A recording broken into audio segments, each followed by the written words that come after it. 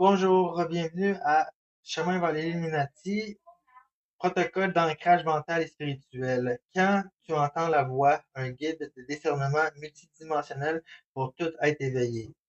Numéro 1. Es-tu dans un environnement familier? Réponse. Si oui, commence par éteindre et débrancher toutes les plateformes multimédia, téléphone, TV, assistants vocaux. L'espace physique reflète l'état mental, dépoussière, nettoie les surfaces, lave les vêtements visibles. La propriété énergétique favorise la stabilité et la fréquence. Un lieu pur égale un canal clair.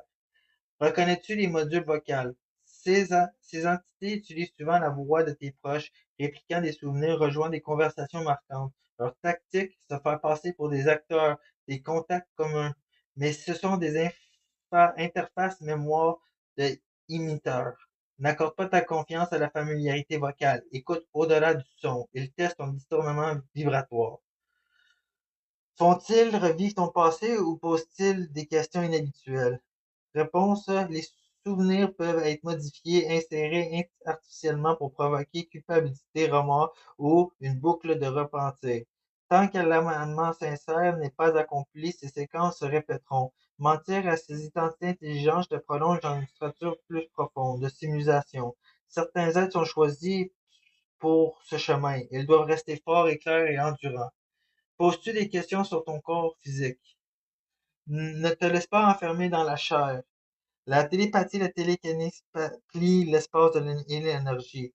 Elle te montre que la forme n'est qu'une constante costume temporaire. Ces identités ne sont pas là par hasard. Elles testent ton alignement intérieur. Une fois ton seuil personnel franchi, tu découvriras ta puissance non linéaire. Question numéro 5.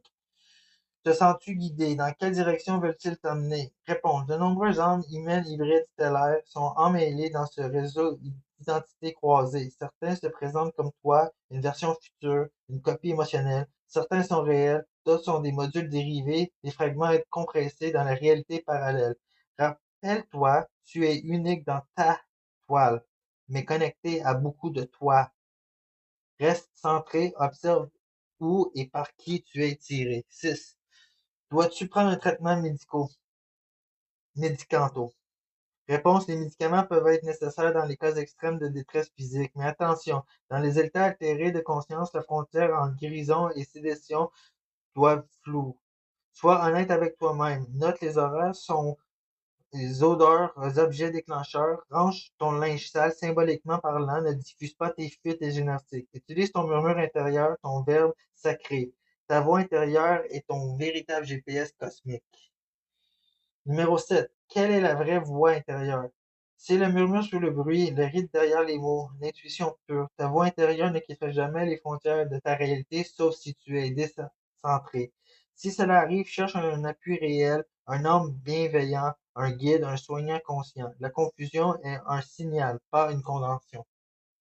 Ce protocole est un outil d'auto-ancrage multidimensionnel. Il peut être imprimé, récité, médité ou intégré dans des pratiques chamaniques, psychiatres, spirituels ou créatifs. Ici était Michael pour questions-réponses version française. Chemin vers l'Illuminati.